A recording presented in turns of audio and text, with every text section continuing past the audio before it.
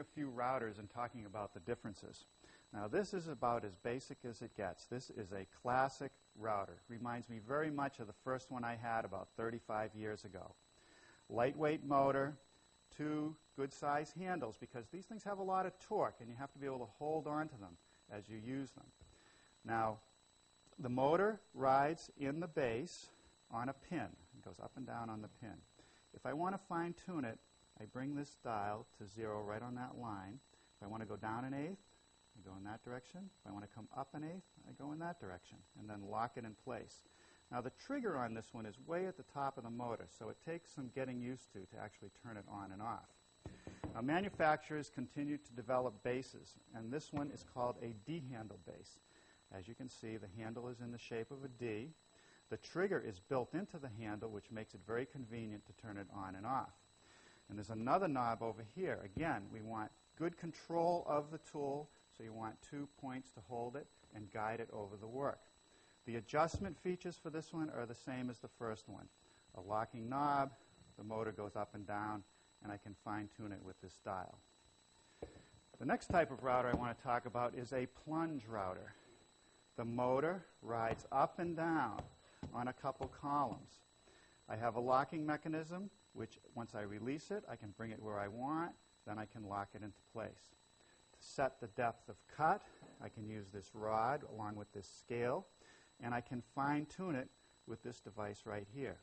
Again, two rugged handles, and in this case, the trigger is built into the handle, another good convenience. This router is great for making plunge cuts, and by that, I mean things like mortises. Here, I've laid out a mortise on this piece of wood. With a guide fence on the router or a straight edge, I can bring the bit right over the mortise. I can plunge it into the work, run the length of the mortise, bring it up safely, and do a nice job making a clean mortise. That would be impossible to do with one of these fixed base routers. Now, I'm often asked, if I only have the budget for one router, which one should I buy? I would buy the plunge router because it can do everything the fixed base routers can do as well as do plunge work. Now, the manufacturers have made it a little bit easier to make that decision because now they have combo units. Here, you get one motor and a couple bases. Here, the motor is set in the plunge base, but by simply releasing it, bringing it over to this base, dropping it in and locking it, I now have a modified D-handle router. Well, before we use any power tools, let's talk about shop safety. Be sure to read, understand, and follow all the safety rules that come with your power tools. Knowing how to use your power tools properly will greatly reduce the risk of personal injury. And remember this, there is no more important safety rule than to wear these safety glasses. Now, when using a router, it's also a good idea to have some hearing protection and dust protection. I thought we'd talk about some basic techniques, and we'd start with this small classic router. What I want to do is install a bit. So I'm going to remove this piece right here, which is known as the collet. It actually holds the bit in the router. The bit slides through the hole.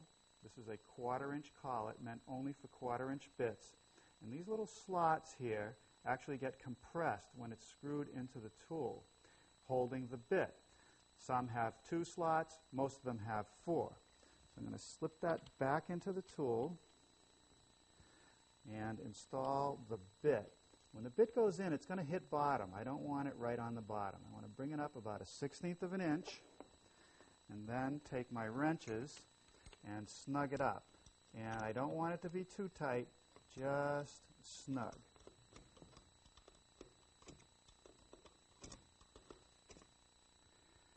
All right, that's nice and snug. Now, I'd rather have that collet a little extra tight than loose because if it loosens up, the bit can slip out and ruin my work. Now, for setting the depth of cut, what I like to do is sight right across the base and bring the bit up, in the case of this beading bit, just exposing a little of the edge of that cutter. And I can lock it in place. Now, of course, I always test pieces before I run my final work.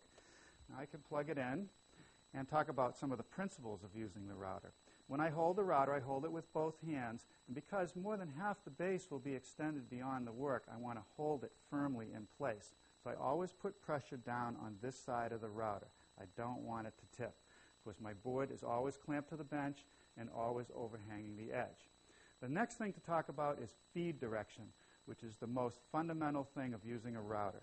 Because the bit turns in a clockwise direction, whenever I treat outside edges, I want to move in a counterclockwise direction. That way, the rotation of the bit helps hold the router against the edge of the work and throw the chips away. If I were to go in this direction, the router bit wants to run the router out of control, and I want to be the one controlling the router. Now, what I want to do is just treat this edge, not the ends. So I'm going to start just shy of the end and run a little bit.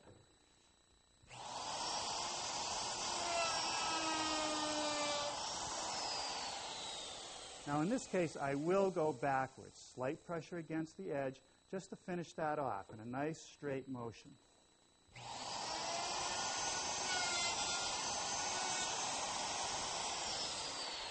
Now, I didn't go around the corner, a nice clean cut.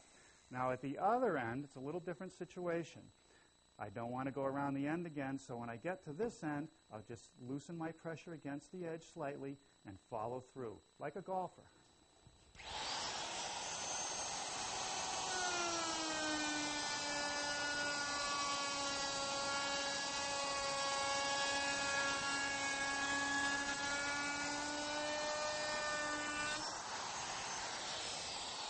So that was the perfect router for using a small bit. As I use larger bits, I want a more powerful router, and I want one with a half-inch collet. This D handle has a rabbiting bit installed. Here's a collet, just like the one that's in it. And as you can see, there are 4 slots, which means it's going to grip the bit even better. Here's another half-inch shank bit, a straight cutter in this case, and it just slides into the collet. Now, I like the half-inch shank bits because they vibrate less, and with less vibration, I get a much smoother cut. When we use bits with this ball-bearing guide, the quality of the route is only as good as the edge that we're routing, because that bearing rides against the edge of the board. So if that's straight and true, the route will be straight and true. However, if we run into a board that has a defect, like this one, the ball bearing is going to fall into that as I run along the edge of the board, thus affecting the routed edge, and we'll have to deal with that. You might have also noticed that this router has a clear sub-base. And I don't know why it took so long for the manufacturers to make these, but they're great because not only can I see the bit, but I can see the work. And if I have indicated marks where I want to start and stop, they're clearly visible. Now, we'll route a rabbit to demonstrate the use of the D handle. I use the handle to steer it, and this handle to push down and make sure it stays tight to the work. Watch.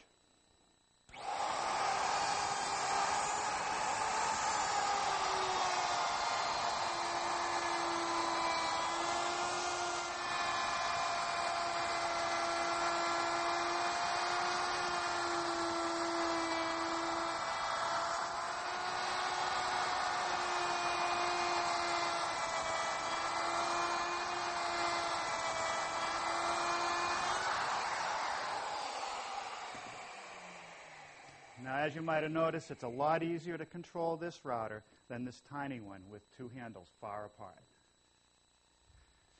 Now I want to talk about the plunge router and show you a task that it was designed to do beautifully, and that is to make mortises for mortise and tenon joints.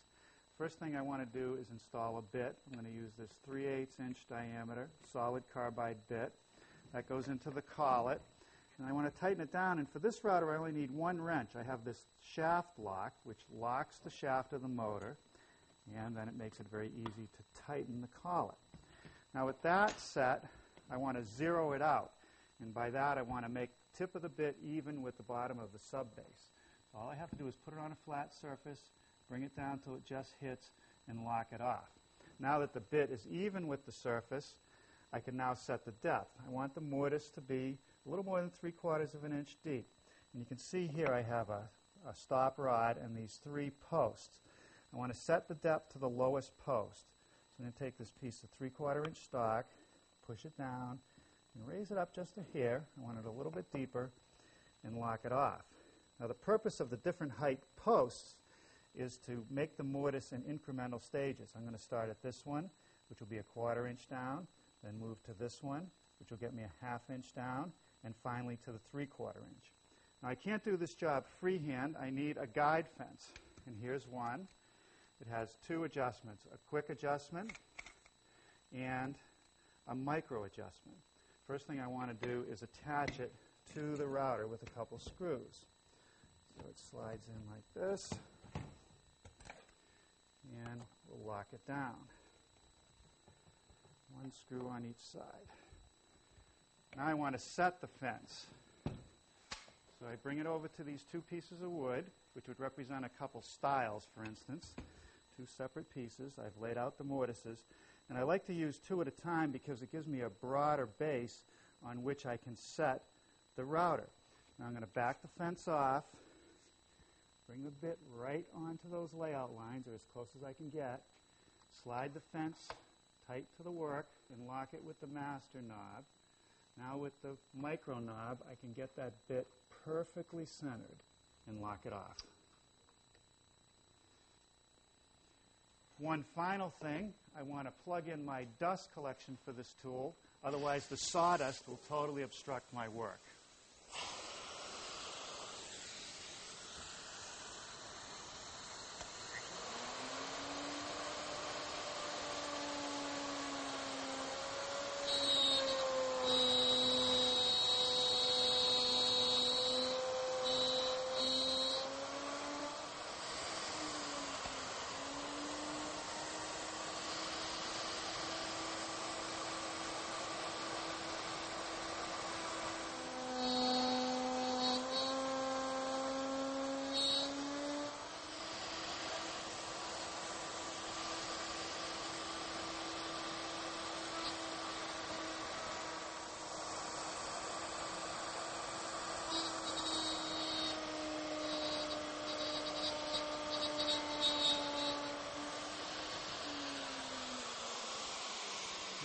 We wait until the bit completely stops. Remove the router. And let's see how we did. Here's a sample tenon. I have a little bit of play along the length of the mortise, and I want that so I can have some adjustment in final assembly. And that's the way you make mortises with a router. Now I want to use a router to mortise for a hinge, a common task here in the workshop. Now let's say this represents the style of a door, and I want to mortise the hinge into it, make it flush with the wood. First thing that I'm going to do is install a collar on my router, and you can buy sets of all different sized collars. In this case, I'm going to use one that's a 3/4 inch outside diameter. It slips into the base, and then this knurled piece locks it in position. And I just have to hand tighten that. That'll be 20. Okay, now for a bit, I'm going to use this 1/2 inch mortising bit. If I slide it through the collar, you can see that there'll be a 1/8 inch gap all the way around. So we'll slip this into the collet and tighten it down. Again, this has a locking pin on the shaft. Makes it pretty easy to tighten. You just snug that up. Now for the jig, I took a piece of 1/2 inch thick plywood and made a notch in it. And how I made the notch was I went over to my table saw and I ran it through the saw several times using my miter gauge to cut out this material. And that cutout equals the hinge plus 1/8 of an inch all the way around, the difference between the collar and the router bit. Then I attached this 1/4 inch thick piece of plywood as a stop. So now I can take the jig, locate it where I want to make the mortise, and use a clamp to secure it in place. The next step is to set the depth of the router. So I'm going to drop it onto the jig and make sure the collar is inside of that notch. And then I'm going to push it down until the bit bottoms out on the stile. So snug to the stile. Lock it. To set the depth of the cut, I'm going to take my hinge, put it on top of this post, loosen up this stop, and bring it down. And I know that that distance is exactly the thickness of the hinge, so the mortise should make the hinge flush with the stile. We'll lock that, and we're ready to route.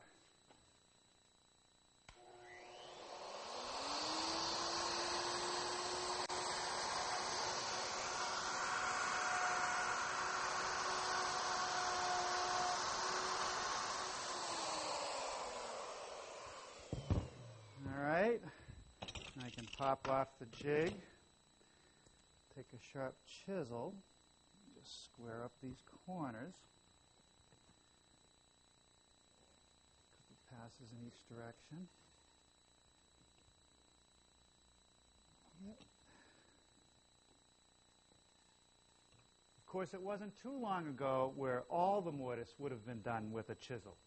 That's what we call progress. Okay, we'll see how we did. And there it is. Now you know how to mortise for a hinge. If you're a builder of bookcases or cabinets, the next technique will be useful. Using a router, I can make dados to join the parts of the carcass together. For instance, if this is a standard, a vertical piece, and I want to join a fixed shelf, I can make this dado so the two pieces can come together, creating a very strong joint. Now I make that joint using a jig. And here's a jig I made when I built that project that we just saw. It's a piece of plywood that has a fence on it that's square to the edge of the plywood. I can locate it wherever I want a dado, clamp it in place. The space between these two guides equals the width of the base on my router with no play. So as I move it, it's not going to slide around. I can just set the depth and make the dado perfectly square. Now let me show you how I made the jig. I'm going to make a slight modification. I want to slide everything to the center so I can clamp from both edges. So what I'm going to do is take a piece of 1/4-inch plywood on which I've drawn a parallel line, apply some glue to this first edge guide for the router, and nail it in place.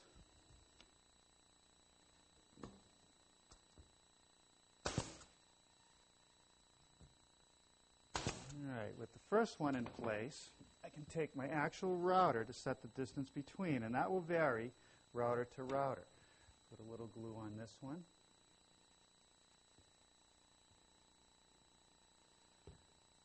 Butt it up against the base. And we'll tack it at this end first. Okay, now I'm going to slide the router down to this end. Snug up that cleat to the base. Put another nail in. Make sure that it slides freely with no excess play. That's good. Now I can flip it over and put in a few more nails.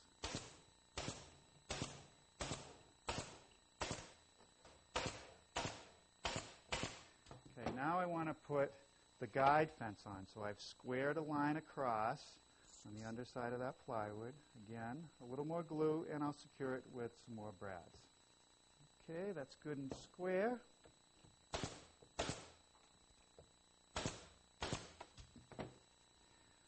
And these short stops will complete the enclosure. Now I'm going to cut the slot. Now I've clamped the jig so that I'm clear of the tabletop, and now I could just plunge through and make that groove, the initial groove.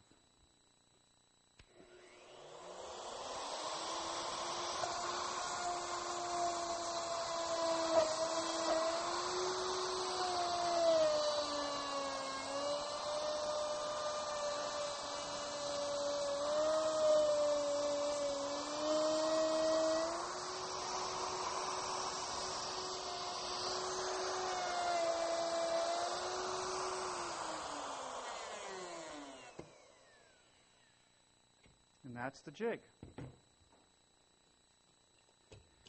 All right, let's take it for a test drive. I've clamped it to one of my standards, and I like the double clamp feature because now I know it's never going to move out of position. I take the router, set it in the jig, and zero it out on the piece of plywood that I'm going to cut the dado in. Now I want to set the depth with this depth rod. And I have a set of different thickness shims, 1/8 inch, 5/16, 3/8. In this case, I want to go 1/4 of an inch, push it down to my stop, lock it in place, and we're ready to go.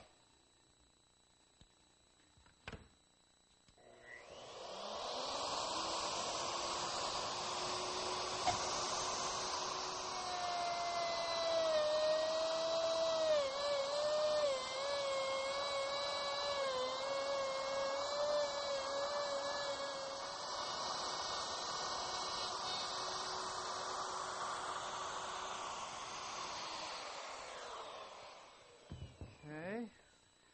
Pop off the jig. A nice square dado. And here's our test piece, which represents a shelf. And it pops right in there, nice and snug. Now you know how to make dados and cabinets with a router.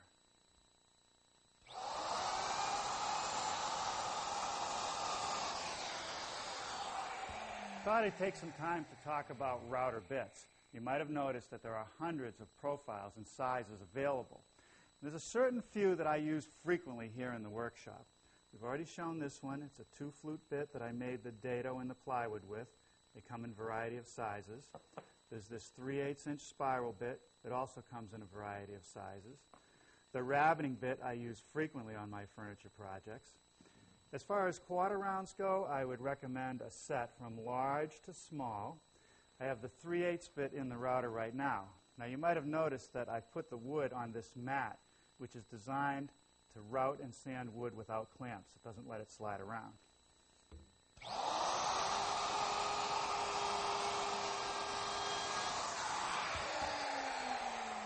Nice, simple profile.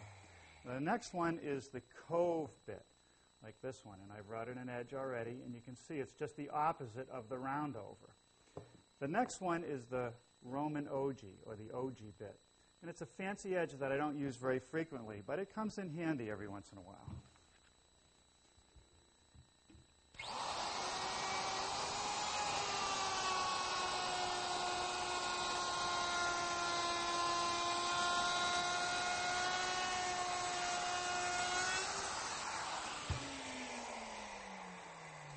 Nice decorative edge. And finally, the chamfering bit. Really a bit that is just at 45 degrees. The result is a cut like this. I use this frequently on outdoor projects and arts and crafts projects. Now, a little bit about care and storage of router bits. The best way to ruin a router bit is to let them bump into one another. Carbide is strong, but it's very brittle. So what I like to do is take a piece of 3/4-inch plywood, drill 1/2-inch holes for the larger bits, 1/4-inch holes for the 1/4-inch shanks. That way I can store them vertically. They don't bump into one another, and I can easily see the profiles to pick them out. Now here's a tip. Never, ever loan out your router bits. Sort of like your toothbrush. Well, that concludes part 1 of Router 101. Next time, we'll show you how to use the router table. The router table is a great device to make blind cuts for stopped mortises or grooves. And we'll even show you how to make a raised panel door. I just want to check it. That's good. And much more next time right here in the New Yankee Workshop. Funding is provided by